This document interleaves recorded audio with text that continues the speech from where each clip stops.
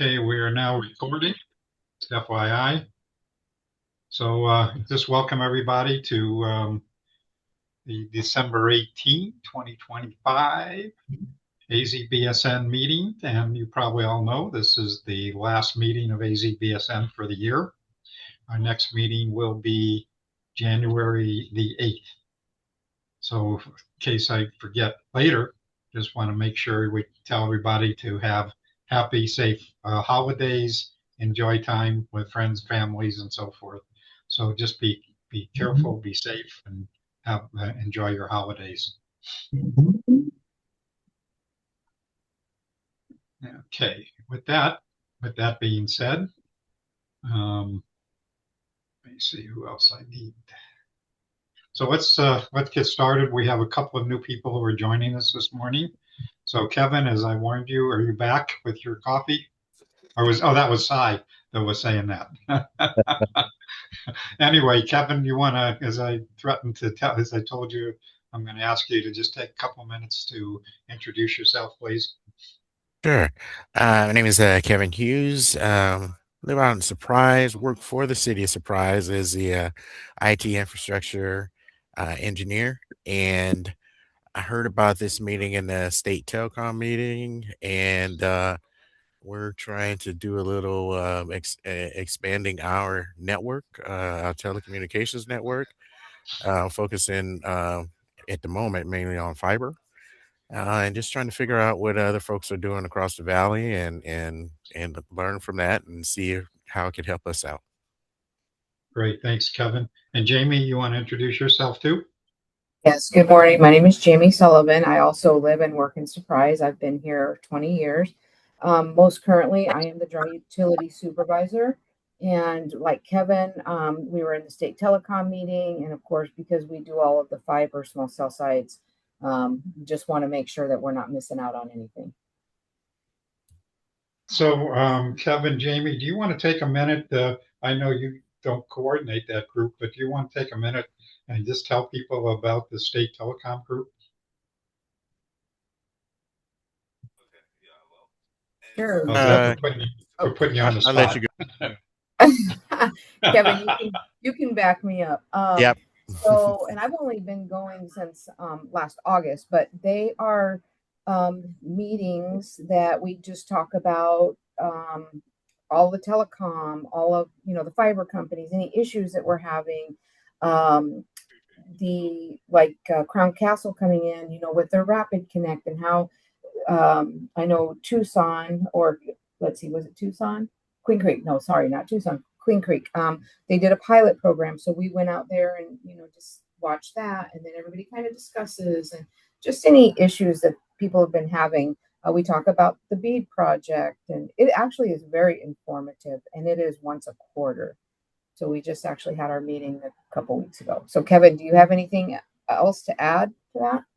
Yeah, it's very informative and it kind of gives us a picture, on what folks are doing again across the valley. It's interesting, how things you may believe or are done in a certain way, a certain standard, but a lot of folks do things differently, and it's good to hear how workflows happen and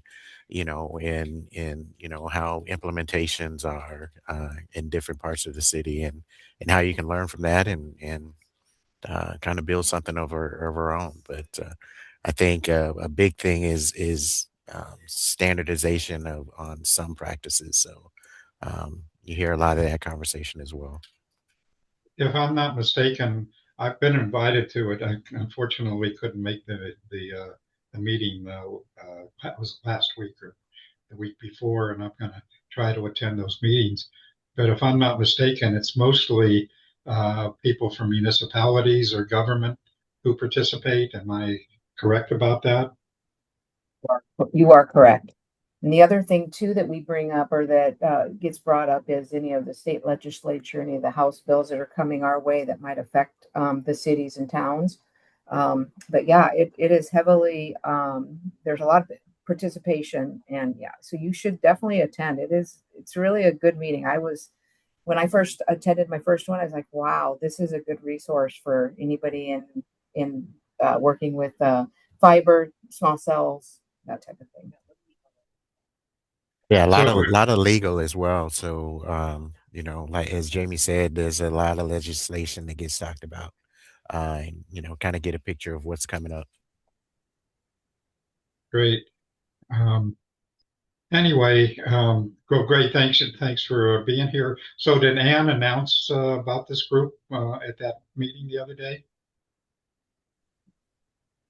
Yes, it was either Anne or trying to think of the other lady's name, but yes, it was announced during that meeting, and I Yeah, think it was Anne because I said yes, I'd like yeah. to attend. So, I was supposed to be there too, and just couldn't make it. Anyway, glad you guys are joining us today. And then, Sai, you were saying that you were looking for something. Oh, yeah, no, I appreciate it. Thank you. Good to meet you both too. You mentioned that other meeting was a place to be in a common ground for broadband discussion. You found one here too. I'm really glad to make these every chance I get. But so the work in Greenlee County is plugging along and doing well. We partnered with some Excuse me, local. Sai, just tell people who you are. Oh, excuse me. Yeah, the senior technician in field operations for a company called Hawk Networks. We build networks in really itty bitty little communities that, at large don't make sense for a legacy telco to go out and do. We do this by partnering with local institutions and then sort of building the infrastructure in partnership with local entities, being like, hey, y'all can do this, the same way you would do a solar co-op or what have you. Um, in Duncan, Arizona, we just started over there. We partnered with a library district for the gateway itself. The fiber terminates there, and then we beam up to the hill where the Billingsley family has a radio tower for Radio Free Duncan. Old school, just local Marty Robbins cowboy poetry thing.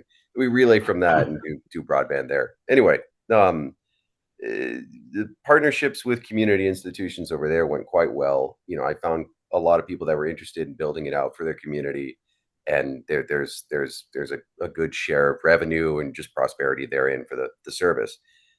Gila County, I'm running a little bit dry on. I've tried reaching out to the city council, a few of the other stakeholders in the area, education district, so forth for Miami, Globe, and Clifton, and I've had mixed reception. I understand in the wake of what they went through with the natural disaster, things are still in the process of reestablishing, and broadband might not be right on the front. But do you guys, is anybody doing any work out there in Gila County? Are you familiar with people that are associated with a community college district out there or any of the anything like that? I could use a trusted interlocutor here, somebody that's doing the work of broadband. And if anybody has anything, you can also put it in the chat for him. Yeah, I'll slam my email in here. And if you think of somebody that just knows somebody that's out there, Miami, Clifton, Globe area, uh, I'd be glad to talk with them and just see what we can do together to support the whole general effort. I'll plug that Okay, in here. great, Thanks, Sai. Steve. I appreciate Yeah, that. sure. Aaron, I saw your note here about are there ever non-ISP organizations able to speak or present? Is that at the telecom group? Is Yeah, that what you're that's what I asking? was referring to. Yeah, thank you, Steve. Yeah, well, those are actually most of the people, as I was saying earlier, most of those people represent municipalities or government rather than ISPs. I don't even know if ISPs are able to attend that meeting. Okay, thank you. I'm new to that. I'm new to the group, so hopefully the woman who's coordinating that will be joining us one of these days. If at all possible, would you be able to forward an email or anything like that Sure, to me? If you want to use my human IT one, that would be fantastic. sure, no Thank you. problem. Okay. Um, anybody else? Anybody else that's new this morning? Going once, going twice. So if not, I'm going to just turn it over to Sep Most of you have met Sep. He's attended many of our meetings over time. Um, and we are certainly pleased to have him be a part of this group. And we are very excited to have him provide a presentation. Many of you may not even know about the Center for the Future of Arizona. And so I've asked him to talk about the center, about CFA first, and then talk specifically about the work he's doing as a coordinator of pathways. Sep, is that correct? I think my real title is project Project manager, manager. college Yeah, career pathways. yeah. So anyway, I'm going to turn it over to Sep and hear what he has to say. So with that, Sep, you're on. Thanks, Steve. And I see I can share screen. I'll pull up a slide deck to go through a couple of things. Sure. I did preload the chat with a few items there. If you scroll through, one great way to connect and learn more about CFA is through our newsletter. It gets posted on LinkedIn, and you can also sign up and have it sent to your inbox. But it gives a really good overview of initiatives and projects happening around the state, as well as what CFA is up to. And then I dropped my email in there. Feel free to reach out with an email. My kids describe my activity on LinkedIn as hyperactive. So I put my LinkedIn in there, and I do use it a lot. It's just, I think, a great social media feed for news and information. So that's a great way to connect with me if you have any questions, and email too. And then I also dropped in the link to the initiative that I support, which is called Arizona Pathways to Prosperity. And so you can learn a little bit more about it on that link. And then just for good measure, I dropped in the link to our Arizona progress meters. And I would say that really is our flagship work. And you'll see in the infrastructure section, there's a little more focused data around broadband that might be helpful. And all of the data that we collect and share is in partnership with Gallup. And it can be down to a more narrowed focus, down to a zip code. And if you're interested in learning more about that, reach out to me. And what I'll end up doing is connecting you and with our who I call our data guru, Ian Dowdy. And he's the kind of the wizard behind the screen, working with Gallup and doing the surveys and data collection. And so if you want more information about that or how to get more detail, just feel free to reach out to me, and I'm happy to connect you with Ian. You can find him also on our website. So those are just a few items I dropped in that I thought might be helpful. I'm just going to pull up a quick PowerPoint here, and kind of walk through a little bit of what we do. Let me see if I got the right one. Here we go. CFA's been around for a long time doing great work here in Arizona. I think so. It's 2025, apparently. I don't know how that happened. It feels like we had our 20th anniversary last year. It could have been 2023 because 24 went by so quickly. My head is kind of spinning. But we're right around the 21, 22-year mark in existence. And as you kind of snoop around and look through our website and take a look, you'll see we're actually a nonprofit. We work statewide. And we're right out of the president's office at ASU, originally founded by the president prior to Michael Crow, Laddie Coors, and our current CEO, Sybil Francis. And so, yeah, we've been around for a while. Not a giant group. I think our total staff is hovering just below 30 full time, maybe even like 26. And most folks, a bulk, are in Phoenix, and then they're now, since the funding came through for the Pathways to Prosperity 4 years ago, there's a few of us in other counties: Yuma County, Moses Pimentel, my colleague there, Yavapai, Coconino County, Jennifer Hernandez, Aaron McGeen in the East Valley of Phoenix. We were all hired about the same time to kind of move forward the Arizona Pathways to Prosperity work under ESSER 3 funding. So I'm just going to walk through these real quick, and share a little bit of this. I won't go too long, and I'm happy to follow up with anybody that via Zoom or email or LinkedIn. But just to give you a little bit of overview, you've got my email, and this was from a conference I did last year, but with a bunch of teachers for the summer CTE conference. Um, and I chose this one because it was focused on cybersecurity. And I would say like the two largest areas that I happen to be working in these last couple of years are cybersecurity education, college career pathways, and workforce development. And the other one, probably even larger, has been healthcare workforce. And so in Cochise County, I work really closely with Cochise College and University of Arizona on both of those initiatives.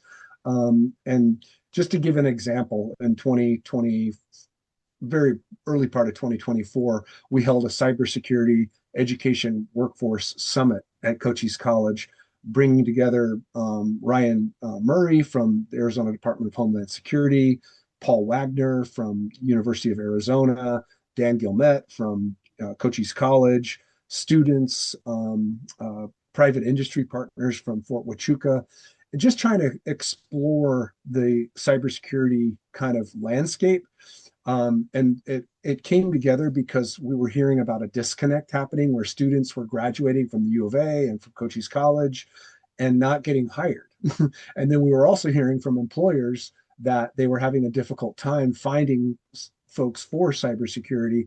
And it was an interesting and simple reality that came to light, which was that most students at that time, this is just 2 years ago, year and a half ago, were coming out of the programs with no resume.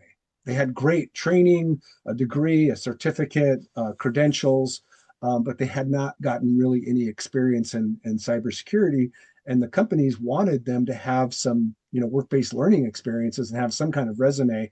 And that led to, kind of had already started, but Paul Wagner, specifically from U Arizona, kind of, led an effort along with Ryan Murray from the Arizona Department of Homeland Security to start internships with college students in SOCs around all of Arizona, security operations centers. And we're talking that the city level, the county level, private industry, the state. So students could, as they were going through their degree pathway or their certificate program, start working.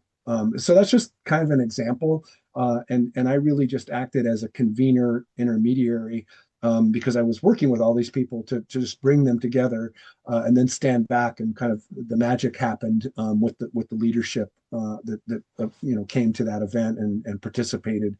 And others involved were like folks from Arizona at Work. A good close colleague down here in Cochise County, Eric Grisham, was the one that was able to bring in private industry partners, and of course the U of A and the state and Cochise College. So that was a focus of some of my work last year. So what is CFA? So the Center for the Future of Arizona, we bring Arizonans together to create a stronger and brighter future for our state. When you look at our progress meters, our pretty much all of our work grows out of those. Like whatever the individuals, voters, people that could vote in the state respond, that is how we start developing initiatives that we move forward. It is really driven by the people of Arizona. And so how do we do that? It's, the survey and research with Gallup, through the progress meters, impact programs. That's, like I'm part of an impact program called Arizona Pathways to Prosperity.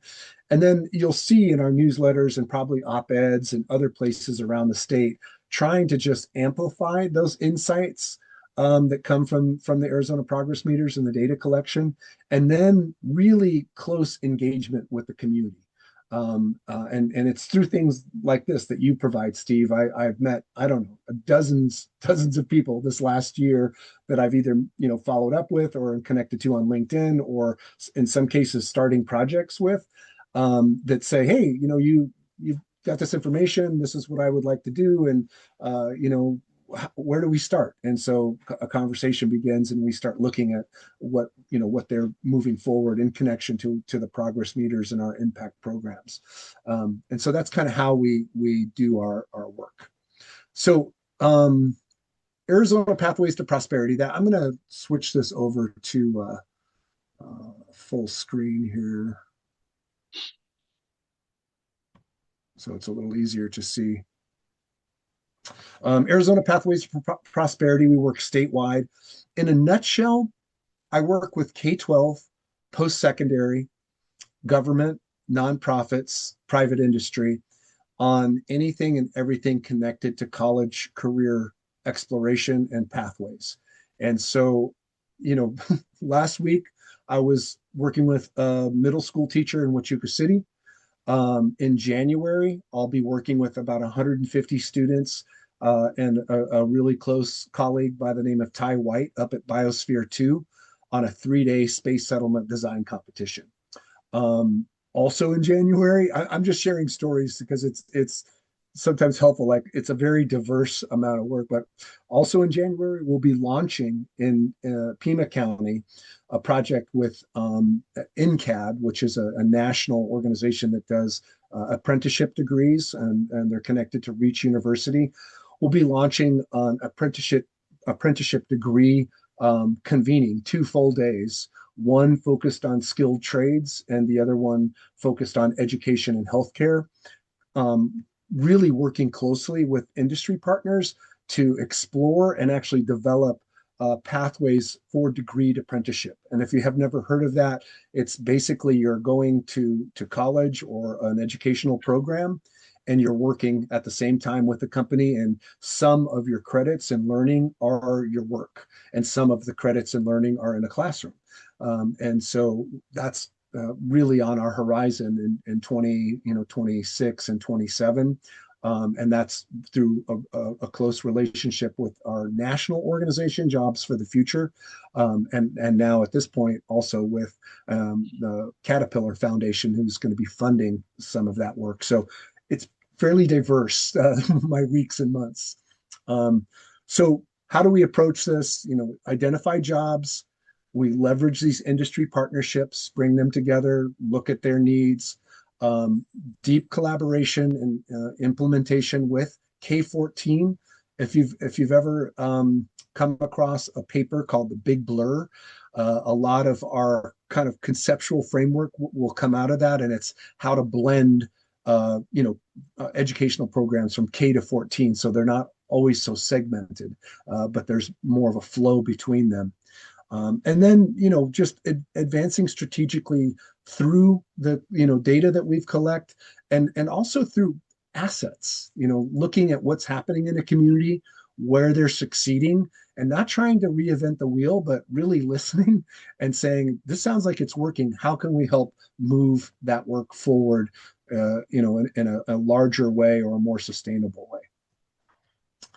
So as I kind of shared, Pathways to Prosperity 7 through 14, really 3 main levers that I would say that I work with, which is career exploration. Mostly that's K-12-ish, early college programs of study, and that's dual credit, early college programs, summer programs, usually with community colleges.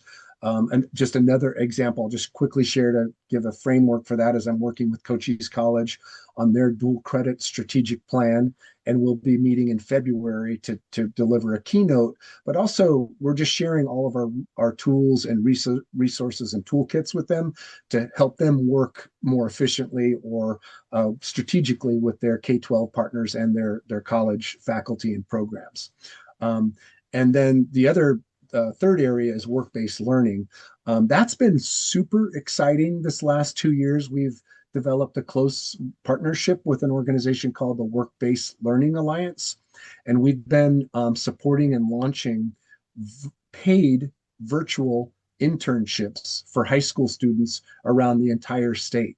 And it's across all sectors you could only imagine: cybersecurity, healthcare, city government, you name it. And these kids will work either for 50 or 100 hours paid, develop a project, and then present it to that partner. So that's been a really exciting, project these last couple of years, and very inspiring to see. And if anybody would like to get involved in that, we're always looking for other industry partners. I've seen groups of students even do deep dives of analyzing nonprofit websites for cyber weaknesses and giving them reports and suggestions of how they could improve that website and improve security. And it when I first met those kids, they looked like high school kids, and then when they were presenting, they looked like community college students or university students. I'll just touch on this and stop here. I don't want to go on, and I'm, like I said, very happy to follow up with folks one-on-one or in other settings. But for our career exploration, we currently now have a K-5 and a 610 career exploration curriculum called Possible Futures. I'd say the biggest change that's happened in the last year and a half, 2 years, is instead of just providing that curriculum and as kind of a set of materials to use in a classroom for a teacher, we're really trying to approach it more strategically and work with the school or the district in a broader sense. So it's not just career exploration curriculum, but who are your community partners? How are you working with your community college or university? Who do you have industry partners that are coming in and giving presentations or helping fund programs? Who are they? Let's explore that and see how we can, weave them in. Um, and so that's kind of that district school level career exploration. In terms of career exploration in summer camps, we worked very closely and still do with Arizona Cyber Initiative. And I would say we've collaborated on probably 200, 300 Arizona Cyber Initiative summer boot camps for high school students and camps for teachers to do professional development. Again, they were in place. There was a major asset there, and we just came in with our other contacts and early on, sometimes funding to help move that forward, sustain it, and expand it. We also work quite a bit on eighth grade career exploration plans, ECAPs, and partner quite a bit with Pipeline AZ. And in the middle school, Pipeline AZ is called My Future AZ. And then also externships for educators. And one more story I'll just share. Tomorrow, I'll be leaving my house at 7 in the morning with about 5 or 6 teachers and school leadership to go tour the U of A mining school program in Sorita and help them understand, like, what does that look like? What are the careers in mining and engineering and infrastructure?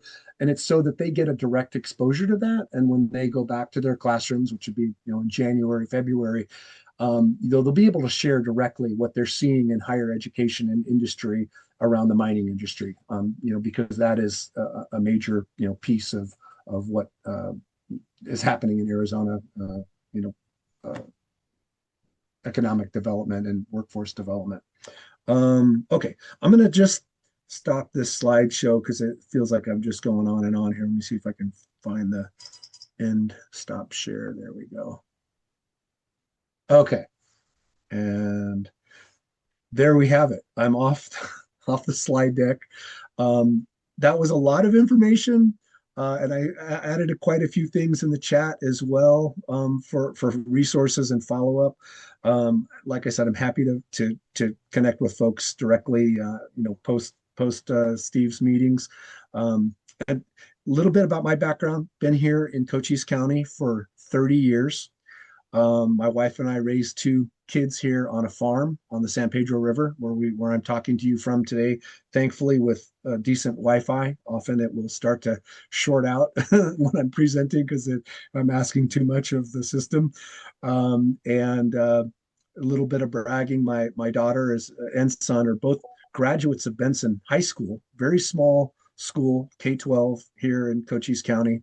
My daughter went on to get her apply for and become a Flynn Scholar, graduated from the U of A in physics, and is now completing her PhD in astrophysics at the University of Florida, Gainesville. And my son graduated right at the end of, through the middle of COVID and at the end of COVID, and had a very wild and desired idea to get out into the world. And he joined the Marine Corps and became an amphibious assault vehicle commander at age 20, which still I'm just amazed by. And happy to say he just finished his 4 years in the Marine Corps and is home for a little bit till January or February, maybe March, and then he will be going into the United States Coast Guard. And so I mentioned that one because I like to brag about my kids, but two, often people think, like, what are the opportunities in rural Arizona and how well do kids do coming out of these small schools?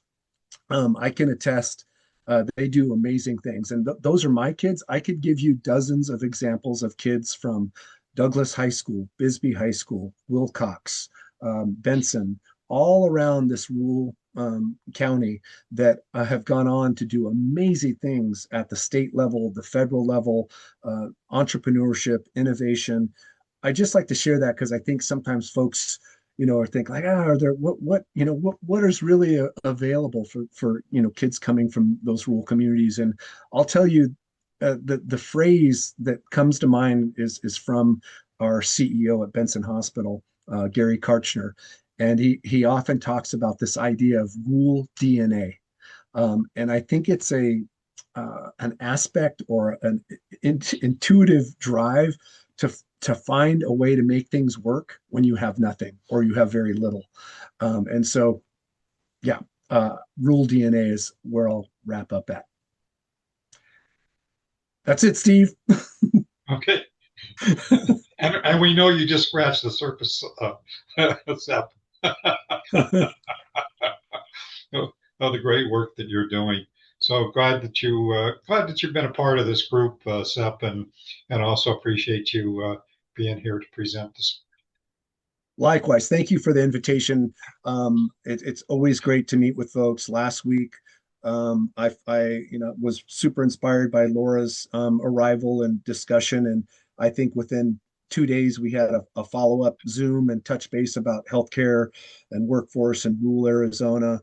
I constantly am following Lucy on socials and always trying to make her meetings, but never can. But it's always in my radar, and was great to see you, Lucy, at the at the statewide healthcare workforce summit. You're just doing amazing things, in your work and spreading the word. And many other folks here too. I remember meeting you, Aaron.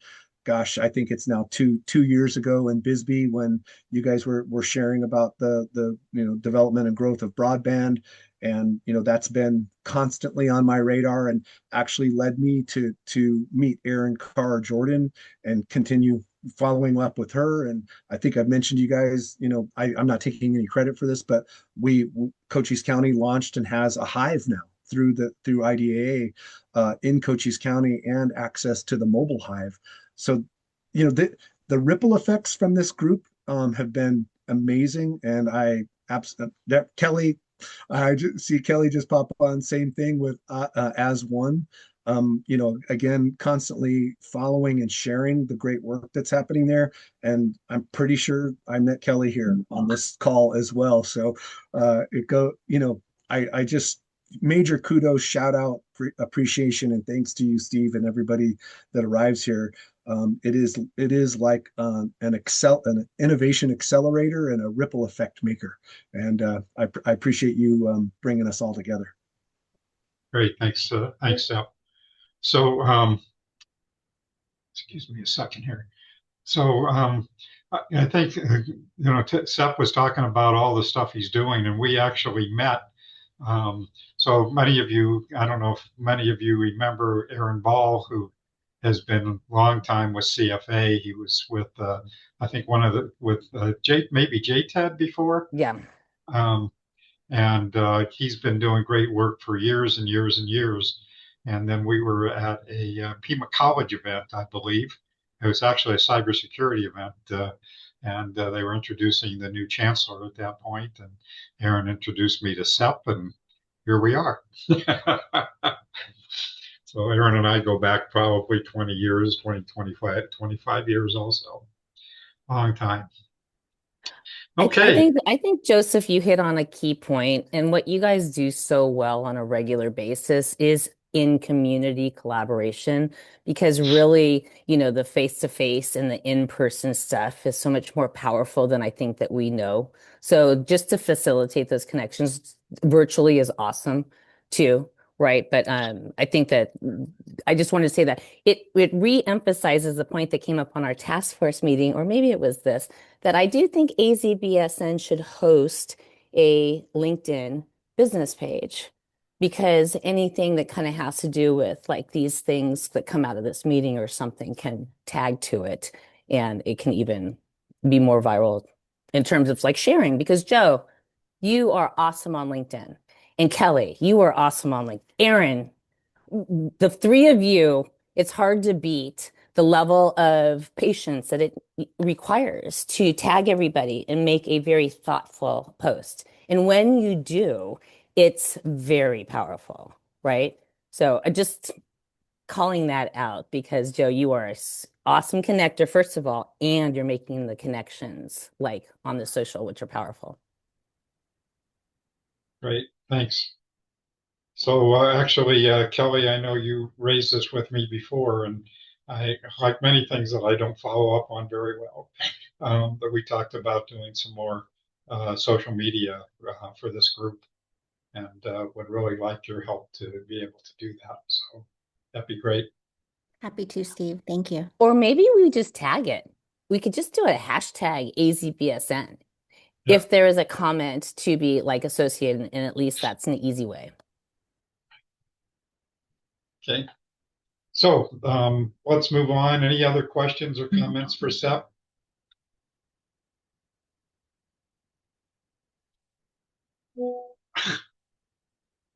Okay, I'm getting notifications here.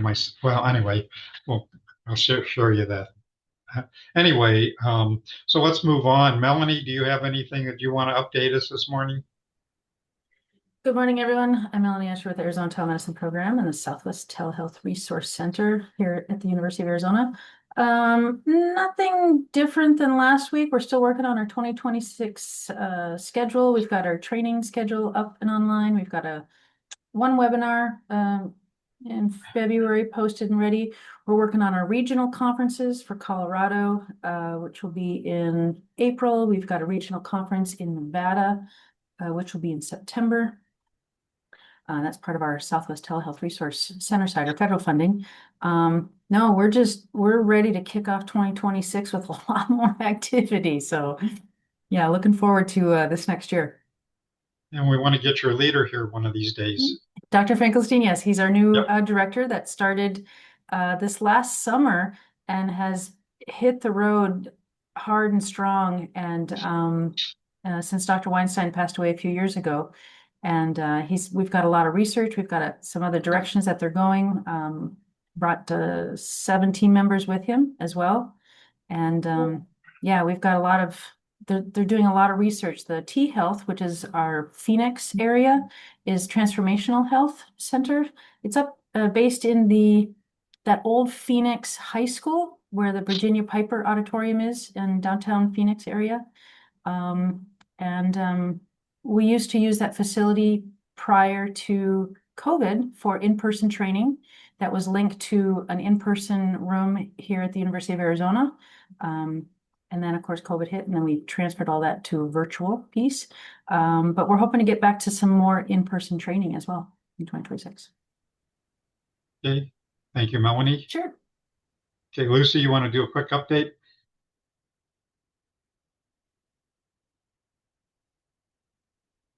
Just that, this last week has been reflective. So my name's Lucy. I'm the co-founder and CEO of the Force for Health Network.